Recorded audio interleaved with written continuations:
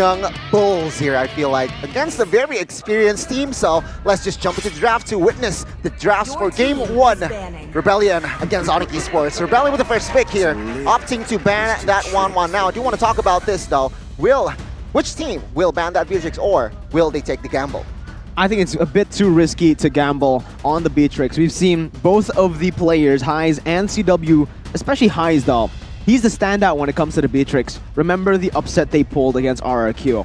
I think it wasn't single-handedly carried by Highs, but he definitely showed up. And when he shows up on the Beatrix, he is an absolute menace. So going for the Beatrix ban is the wise choice, I believe, for Onic Esports, as they are on the red side. I kind of agree with that, because honestly, you can gamble on that Beatrix, but why? Why not gamble on something less expensive if it does not pay out for you? But now we have some stats for Region Arco here. 5th place in MDL Season 4, 11th place in MPLI 2021, and the 5th place in MDL Season 5. So, he hasn't been, top 4 essentially, but he is an experienced player, and he has shown that his presence in the team just changes how they play completely. Usually it's one-dimensional, it's super aggressive, but with his very supportive hero pool, they have a bit more options to play around when they want to go and kite in and out of fights, in and out of engagements, especially in the early game.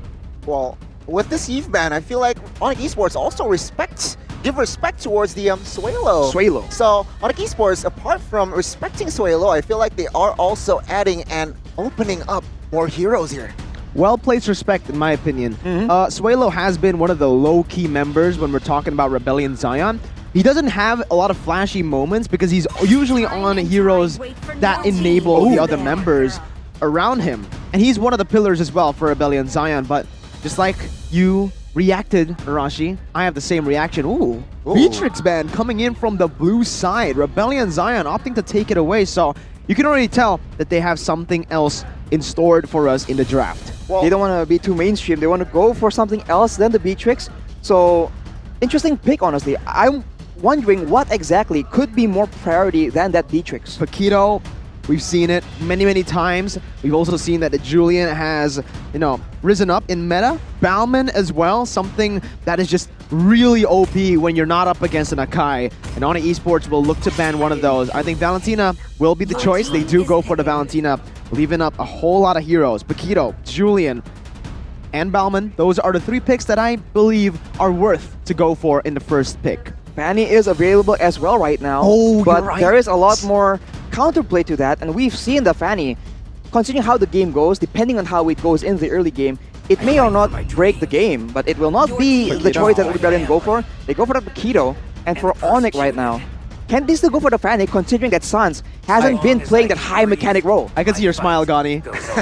I mean, Aldo has this draft in the first phase is, very on point here. I feel like Fanny comes in, opens up Fanny, and he knows that Rebellion on a Fanny hasn't been such a success, seems like. And Onic Esports here, 2 options up for grabs. I feel like they can go for that Fanny and as well as Julian here. There's something that I think Rebellion are setting up for. With the Paquito first pick, it's a very good flex pick. They are going to bait Onic Esports to go for that Fanny, and they go for it. Fanny and Grok. This Grok, also very good flex. Rebellion Zion, what I think they should do right now, or what I think that they have done before, is pick up an Esmeralda. With that, you're trying to force Onic Esports to think that the Paquito is going to go to the jungle. Then, last pick, Phoveus. We've seen this as well many times from Rebellion Zion. One of their aces up their sleeves that we've seen, but they might just go for something different, right? Brody is left open. They can also go for a Ruby if they just want to counter the Fanny. Franco too, not in Region Arco 0 pool though. That's the difference here, honestly. We have a comment here from Region Arco himself. Season 10 is full of surprises. We don't know about their power heroes. Their strategy can change anytime, as we mentioned earlier. We just want to go to the playoffs. So this man, he has a goal. He has his eyes set on the target. And his team has not picked up the Lunox and the Claude. So setting up for a very strong dive composition. But looking at Onic, now that the Grok is out there, will they go for a double roam yet again? We have seen that Onic, with the right picks, they can wreak havoc with this playstyle. The Selena is open. The Kadita is open as well. Kadita is open, and 3 heroes that were picked up by the side of Rebellion has DPS, AoE, and as well as burst. So it's complete damage-wise. All they need is someone that can be the front line here, in the front lines, and Onic Esports already anticipating that front-line presence in the last 2 picks from the side of Rebellion, and adding Lilia here in their composition, which just adds more burst, fast clear.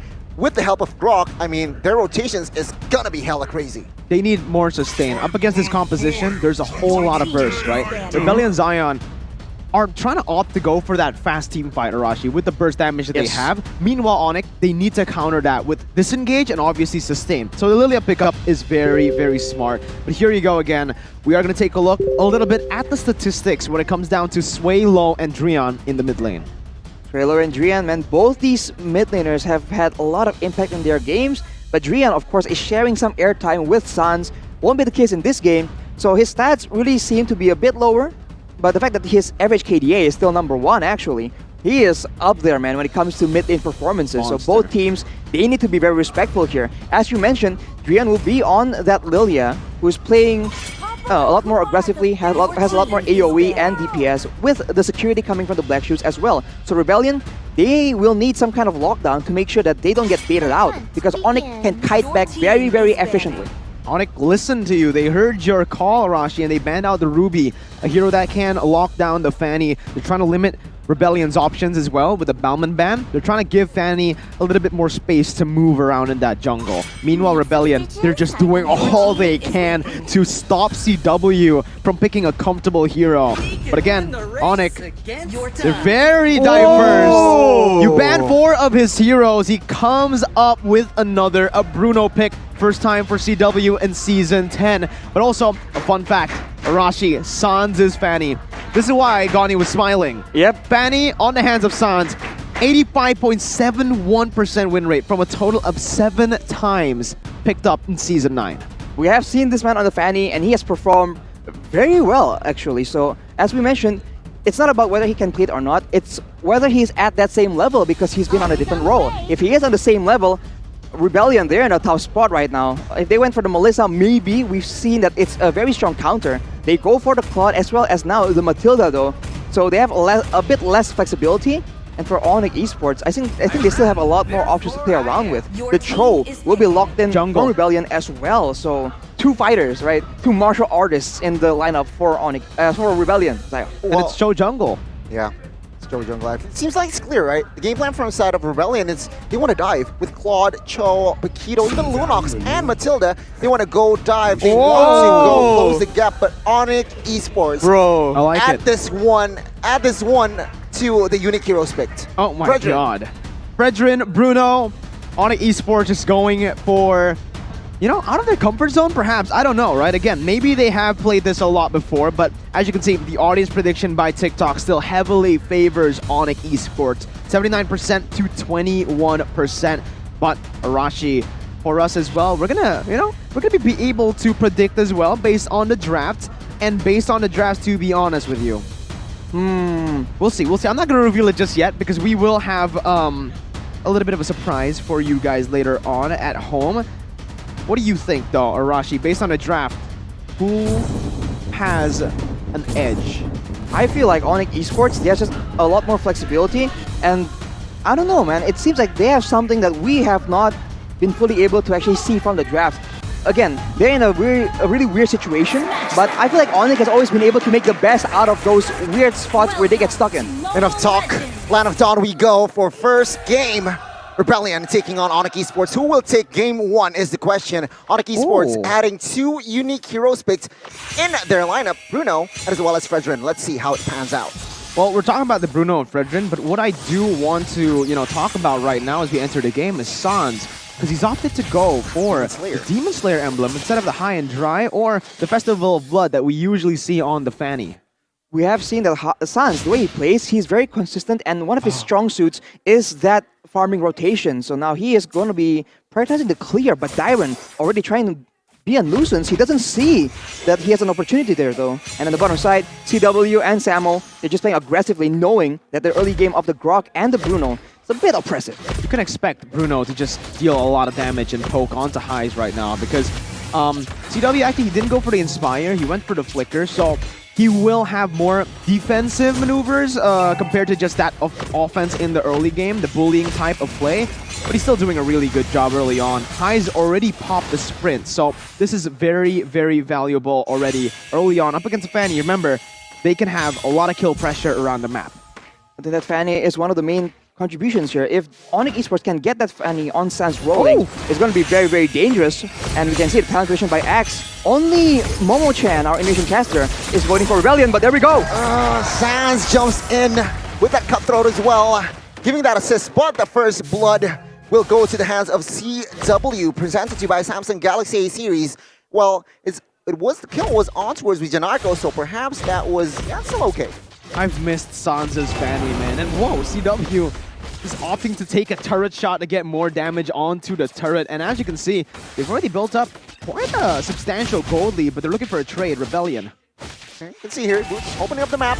Fearless will take that turtle here. The first neutral objective falls to the hands of Rebellion, but now Vijanarko taking a lot of heat here. Samo, Boots, Dreon is on this guy, and with the flicker, wild charge comes in. Vijanarko, can he escape? Sans looking for the kill, he gets the kill. Onic Esports 2-0. Sans definitely comfortable on this Fanny. He's just slicing and dicing, and right now he's also going for the invade with the help of Boots. I'm not sure if they will be able to do this. They back off very wisely as they got what they wanted, right? They don't need to force anything else. Meanwhile, on the bottom side, CW, with the first kill advantage against Highs, he's going to have a lot to say when it comes to the mid game later on. Snowball is his main goal, Arashi. Well, talking about Sans, I feel like we saw a bit of less efficient cable management coming in, so definitely a bit of rust coming. And I think later on in the game, it's going to be a bit more dangerous because that is where the high-pressure situations will create opportunities for Rebellion Zion to capitalize on that fact. So later on, we'll have to see if Sans can maintain the same kind of performance, but now CW gets the target. Yeah, CW here very low with Janarko though, taking 2 turrets damage, and will he survive 1 HP? And Fearless jumps into the backside, picking up a kill, and Sans though with the cables, jumping on towards Highs with that cutthroat, but Highs with that support emblem, it seems like he is surviving Blazing Duet just to clear here, and Onic Esports failed in that exchange. Very good punish by Rebellion Zion there. They noticed that CW, again, with that flicker, burnt. He can't really go for anything too crazy. And when he did, they instantly punished with Fearless rotating as well. Rebellion Zion have been sort of out-rotating Onic Esports early on with the turret, the turtle take my bed, and also these crazy ganks happening. It does seem like they have a stronger early game. They have a Paquito, they have a Cho that can all make plays on the map. Suelo, though, on that Lunox, we expect him to be a lot stronger in the late game, but in the early game, he's doing a lot of damage. But Sans does more. Highs here, 2v1 situation. Sans zoning out Highs. Highs Ooh. trying to clear the wave here, but Sans will recall? No? Wait. Will he recall? Okay.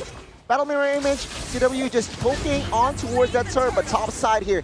Action happens. Samo able to retreat there with low HP, and the second turtle actually falls to the hands of Rebellion Zion here. That was brilliant, actually, by Highs, right? He noticed that Fanny was going to go for the recall, and he also just used the quick BMI to get back, getting a little bit of HP and coming back to lane instantly so that he doesn't miss any gold. Remember, Highs, he's on the average. If he scales up to a point where he gets that power spike, it's going to be dangerous, but so is this one right here. Almost. Onic Esports were able to find him, but Sans. Here, Sans with the cables, trying to deal damage. Fearless though, with Great Dragon connects onwards. Boots, and he will fall to the hands by the hands of Sway Low. Rebellion Zion here leading, checking away at the items. I mean, Claude, yeah, he's just already here. First 5 minutes. He already just completed the Demon Hunter Sword. He went for the steel leg plates early on just to get a bit more security in that lane, knowing that CW is on a very strong lane hero. CW himself already with the Scarlet Phantom, a lot more attack speed, relying on the skill set of Bruno to do a lot more damage in the early game. For now though, I think it's just about scaling for the side of Rebellion Zion, and for Onic, you just have to try and catch up. Take a look at the DPS there, forcing Adrian to use that black shoe. Samo though, in a very awkward position here. He needs to reach a Dylan coming from the flanks. Cables from Sans, jumps in here. Vijanarko forced to use the flicker. Fearless. Way of Dragon doesn't amount to anything as Sans with that outplay. Highs though trying to do something in the back line with that Blazing Duet, but is he stuck here? Was that a mistake? It seems like no. Still, Onic Esports 1-0 in the earlier exchange. Solid win for Onic Esports there. But Highs, again, he's just scaling. He's looking fresh, though, so far in the game with the new Axe effect. It seems like he's playing good because he's smelling good, too, Arashi. Exactly. His dual action along with Wijanarko for that in and out maneuvers, I think they can do a lot if they work together. That's why the new Axe is just so efficient, man. Two heads are always better than one, and CW will be able to take the turret, and they are still pressuring. Onic is going for the turtle. CW doing CW things, but finally Onic Esports. This is what the Demon Slayer emblem, this is what I expected Sans to do with the Demon Slayer emblem, you know? Get more control into the neutral objectives, and finally they go for it. Yeah, clearly he's trying to jump in, but take a look at Tyron. He is caught, he is down. Killing spree for Sans. Will there be more? It seems like Rebellion Zion, they will not go for that business. Well, seems like Onic Esports now have established 1,000 gold lead here. What's interesting to me is Sans now is a level ahead. With this though, they're rotating to the mid lane, right? And they're trying to shove it. But the thing is, Rebellion Zion have pretty good clear. Now though, Drian. Oh, mid side is a target. Fearless trying to find anyone. CW will not connect there. The Wave Dragon, but take a look at the burst damage by Drian. He gets Fearless. He was stuck. No resource skill, and that's a free kill. That's Solid a free kill. And after that, they also get a bit more pressure on the top side. So all three turrets, middle turret soon to fall right now. Onic Esports will have control over the map. Whoa. And they have more pickup potential. But as we say that, Sans gets taken out.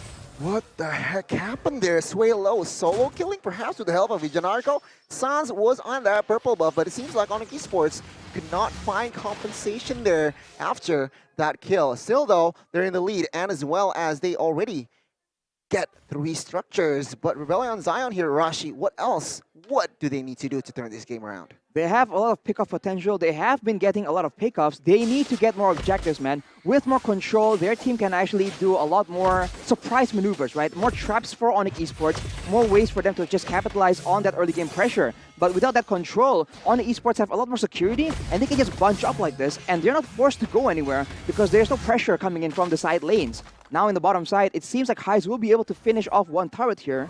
But again, they have to try and do a lot more of this because in the late game, it's only going to get more and more important. I want to go back to my point again before the fight started there. Onic Esports are starting to group up in the mid lane. They were able to take that mid lane turret, but what this enables is Highs. Highs can free farm in that bottom side without really getting bullied, and that's not what you want if you're Onic Esports. You want to try to shut this claw down as much as possible because he's already built up the golden staff pretty fast, if I do say so myself. I think it was 8th minute that he completed the golden staff. So right now, with a pretty big power spike, Rebellion Zion can actually look for these team fights, and they might be able to win. And we saw here, Action Drian will force to use, not even, he doesn't even have the chance to use that black shoes initially, and instantly deleted there by the side of Rebellion Zion. And Onic Esports, they are starting to crumble here. How will Rebellion stay proactive is the question. Sounds with the cables jumping on towards Highs with that cutthroat. Will not take him down